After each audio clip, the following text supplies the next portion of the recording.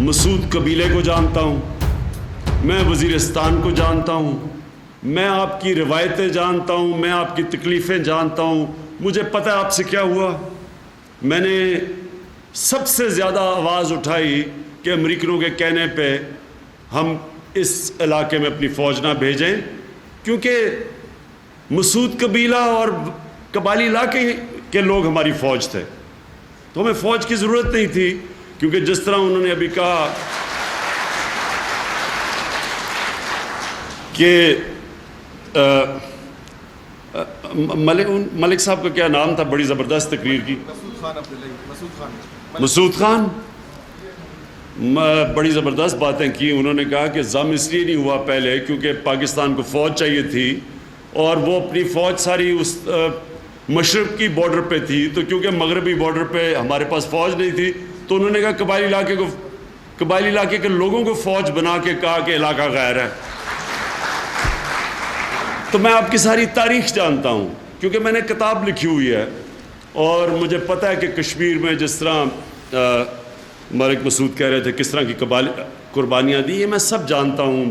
1965 میں مجھے یاد ہے ہم چھوٹے سے تھے، واپس پنڈی کے باہر سارے قبائلی علاقے کے لوگ جمع ہوئے تھے پاکستانی فوج کی مدد کرنے۔ ایک وہ لوگ جو ہمیشہ جنہوں نے ملک کے لیے قربانیاں دیں، یہ میں جانتا ہوں اور لوگ شاید اتنا نہیں جانتے، اس لیے میں آپ کے سارے مسئلے سمجھتا ہوں۔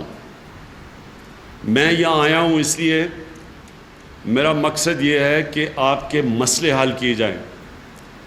یہ جو نیا دور شروع ہو رہا ہے، مجھے یہ بھی پتہ ہے کہ جب یہ ضم پوری طرح ہم ضم ہو جائیں گے قبائلی علاقے کا اور پختونخوا کا، مجھے یہ بھی پتہ ہے آپ کے مسئلے کیا ہوں گے، میں جانتا ہوں کیونکہ میں آپ کا سارا سسٹم جانتا ہوں، آپ کا نظام جانتا ہوں، جو گاؤں میں جرگہ سسٹم ہے، جس طرح انصاف دیا جاتا ہے، جس طرح فیصلے کیے جاتے ہیں، وہ میں سب سمجھتا ہوں۔ اس لیے مجھے پتہ ہے کہ آپ کے آگے بھی مسئلے کیا آنے والے ہیں، لیکن میں یہاں خاص طور پہ آیا آپ کو یہ بتانے کے لیے کہ آپ نے مجھے ایک ایسا پاکستان کا ایک ایسا سربراہ سمجھنا ہے جو کوئی بھی کسی پہلے پاکستان کے سربراہ کو قبائلی علاقے کے لوگوں کا نہیں پتہ تھا، جو مجھے پتہ ہے، اور اس لیے انشاءاللہ وہ میں آپ کے لیے کروں گا جو کسی نے نہ پہلے کیا اور نہ آگے کوئی کر سکتا ہے۔ انشاءاللہ ہم ایک پورا آپ کے لیے پروگرام بنا رہے ہیں۔ میں آپ کو صرف بتا دوں کہ کتنا پیسہ آئے گا قبائلی علاقے میں۔ ہم نے جو فیصلہ کیا ہے کہ ہر سال 100 ارب روپیہ قبائلی علاقے کی ڈیولپمنٹ پہ خرچ ہوگا۔ یہ اتنا ہے کہ 70 سال میں اتنا پیسہ نہیں خرچ ہو جو انشاءاللہ ہر سال آپ پہ خرچ کیا جائے گا۔ آپ کی تعلیم، بچوں کی تعلیم، جو چیزیں آپ کو نہیں ملی، جس سے قبائلی علاقہ پیچھے رہ گیا ہے۔ یہاں غربت سب سے زیادہ ہے، یہاں تعلیم سب سے کم ہے، یہاں بے روزگاری سب سے زیادہ ہے، اور یہاں سے لوگ کمانے کے لیے قبائلی علاقے سے باہر جاتے ہیں۔ کراچی میں سب سے زیادہ مسعود قبیلے کے لوگ، میرے خیال میں یہاں سے زیادہ تو اس وقت کراچی میں باہر جاتے ہیں، سعودی عربیہ میں، دبئی میں پیسہ کمانے کے لیے، کیونکہ یہاں روزگار نہیں ہے۔ تو میں یہ پہلے آپ کو وہ پاکستانی آپ سے بات کر رہا ہے جو نظریاتی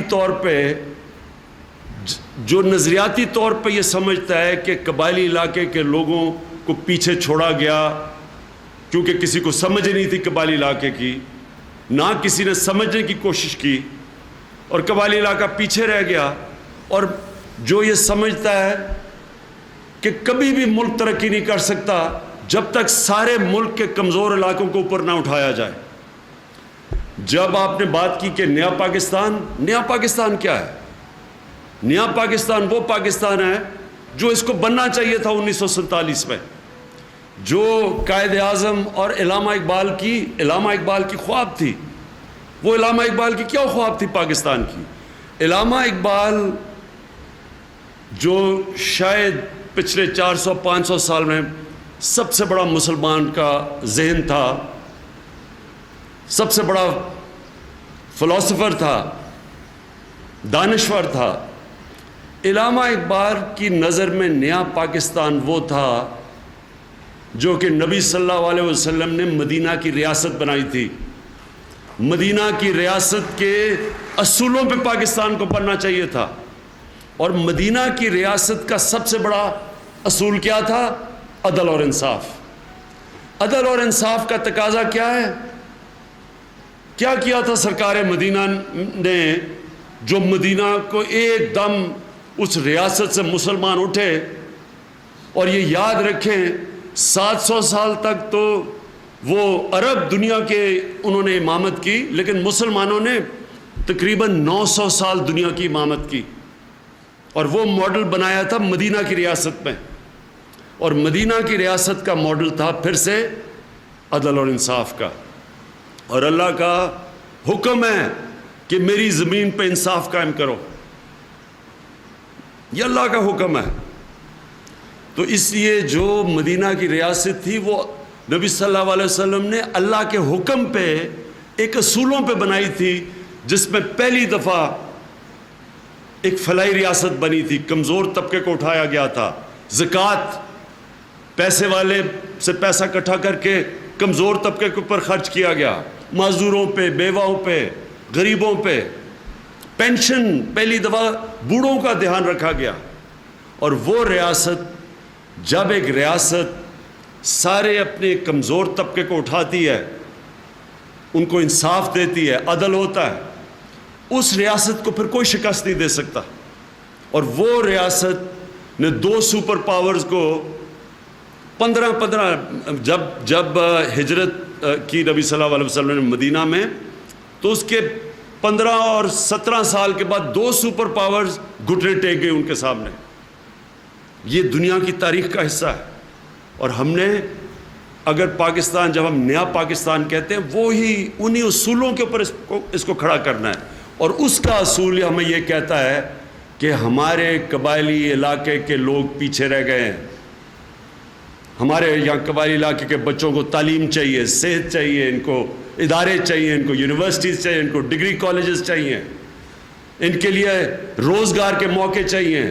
یہاں مدنیات ہیں. یہاں اگر یہ سرمایہ کاری شروع ہو گئی، یہاں لوگوں کو باہر نہیں جانا پڑے گا روزگار ڈھونڈنے کے لیے. اپنے بیوی بچوں سے دور سالوں تک بیوی بچے نہیں دیکھتے، اس لیے کہ روزگار نہیں ہے یہاں.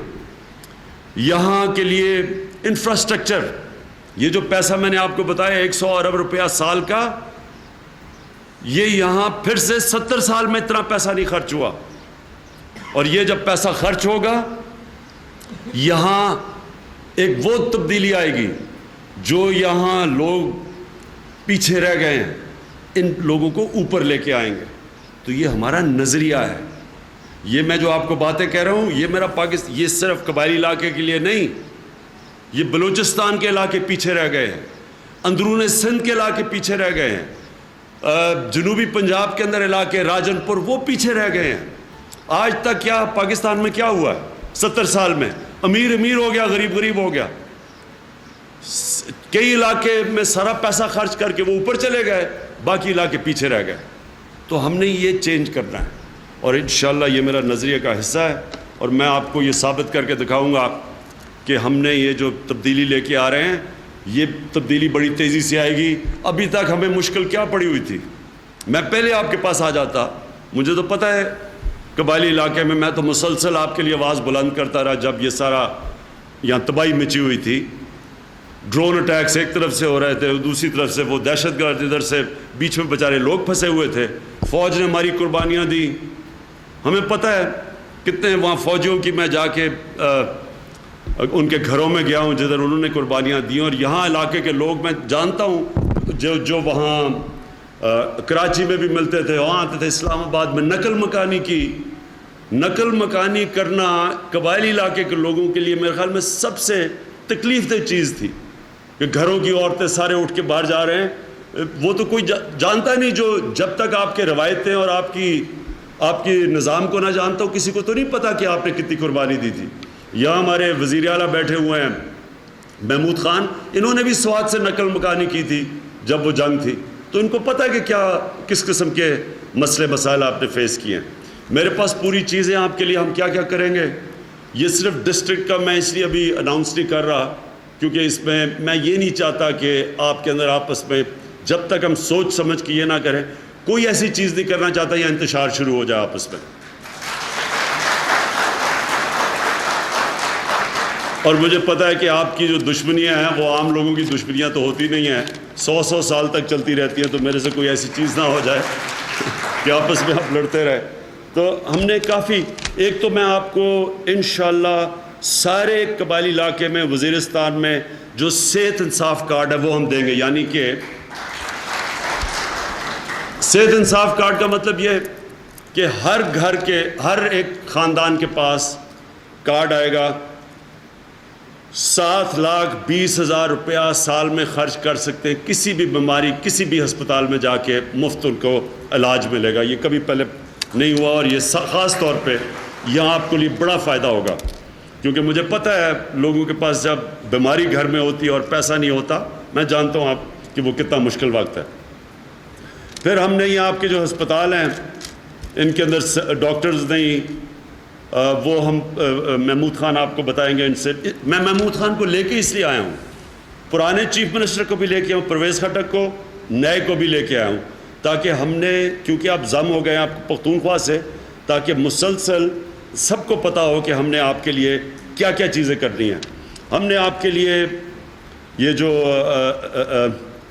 تعلیم، صحت کے لیے ایک کارڈ ملے گا، آپ کے لیے جو ہسپتالوں کے اندر سرجن نہیں ہیں وہ لے کے آئیں گے، آپ کے لیے اسپیشل کوٹا نوجوانوں کے لیے روزگار کے لیے ہم ان کو قرضے دیں گے تاکہ وہ اپنے خود روزگار چلا سکے، دکانیں۔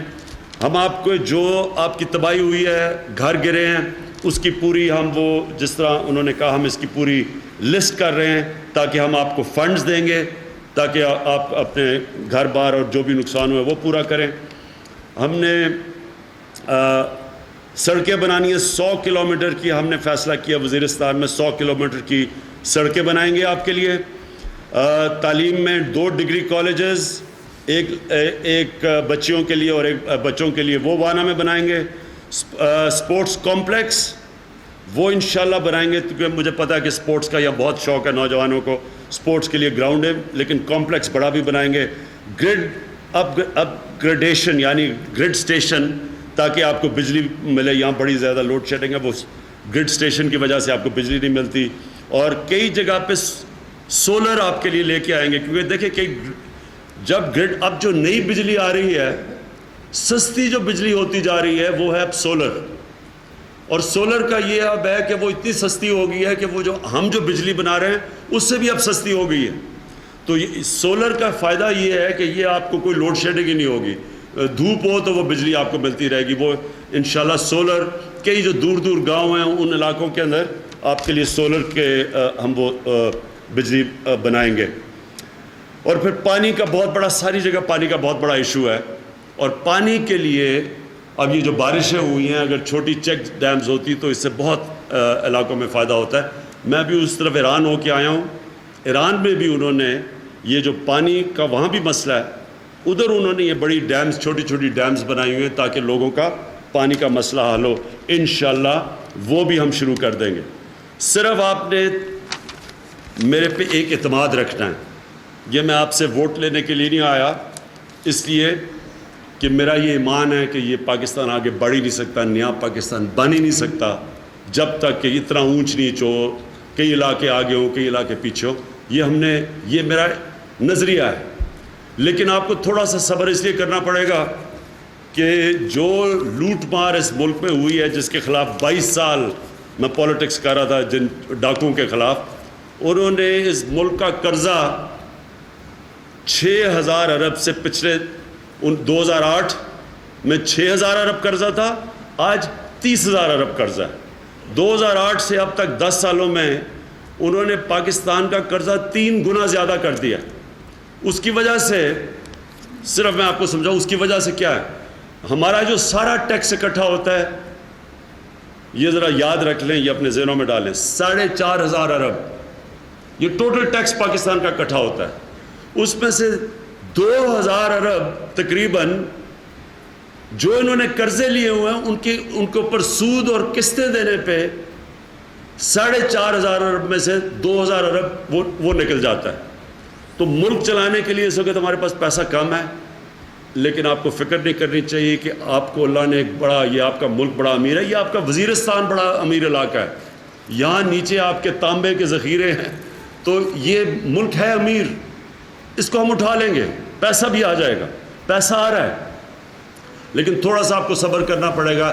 جیسے جیسے ہم پیسہ اکٹھا کر رہے ہیں تو یہ آپ صبر کرنا پڑے گا مجھے، اور اتنی دیر آپ نے پہلی صبر کیا ہے، لیکن انشاءاللہ آپ کو آنے والے دنوں کے اندر شروع نظر آ جائیں گی، اسی دور کے اندر رمضان کے اندر انشاءاللہ آپ کو ہم آہستہ آہستہ آپ کے اوپر فنڈ جب آنے شروع ہوں گے تو آپ کو تبدیلی نظر آنی شروع ہو جائے گی۔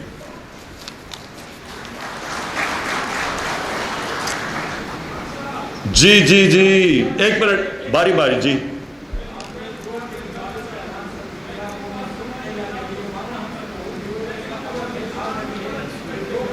ایک کر کے